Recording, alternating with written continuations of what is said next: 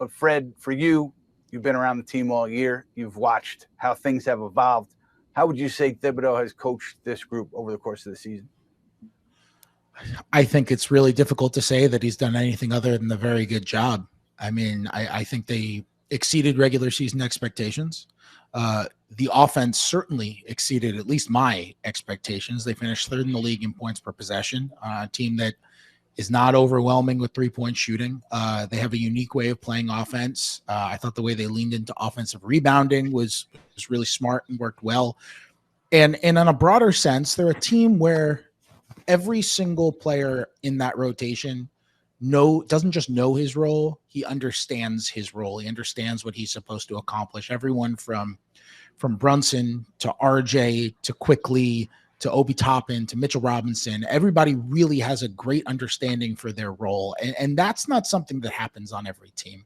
And I think some credit for that certainly has to go to the players for actually embracing those roles and taking the effort to understand them, the humility to embrace them.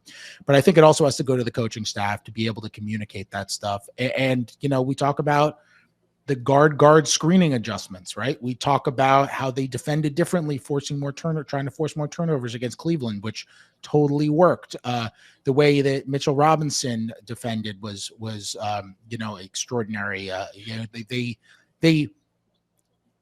They made a lot of adjustments in that series, even just little tweaks on ways they guarded Donovan Mitchell between games 2 and 3, and the way that like Quentin Grimes was setting up against screens and stuff on the ball. Like they made a lot of little tiny tweaks and some bigger tweaks as well.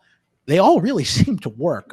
So I think it's hard to say that coaching staff in general has done anything other than a really good job to this point.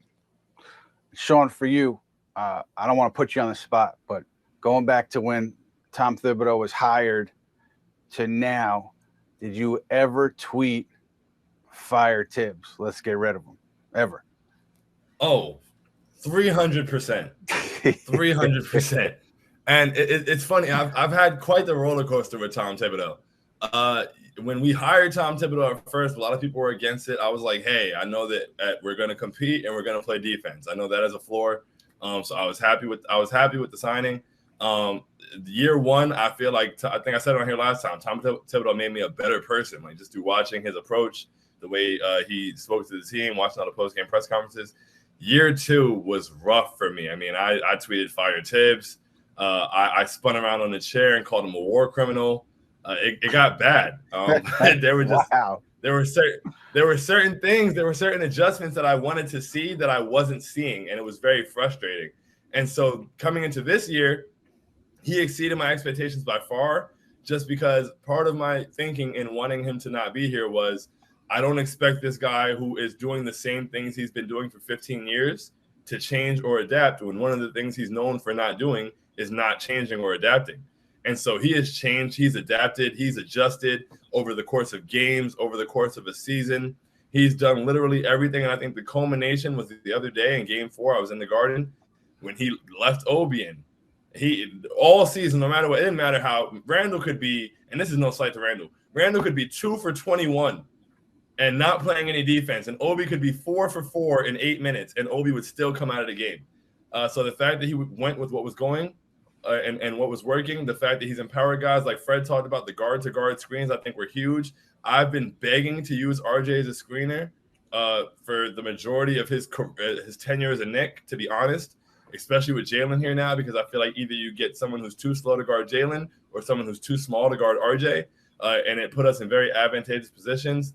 I love the way that he's used the rotations, the decisions he's made, the fact that, we went in the road, hostile environment, elimination game, down 2 starters by the time Julius gets hurt, and we don't miss a beat. And that has to be attributed to Tom Thibodeau. So I was saying it earlier. I hope that, anyone out there, whether it's Nick Brass, whether it's Tom himself, I have put all that stuff behind me.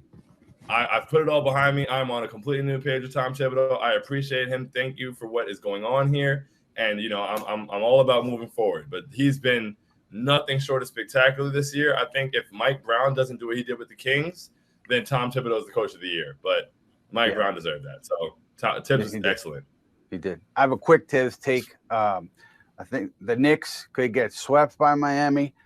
They could start 0-20 next year, Knicks could decide to make a coaching change.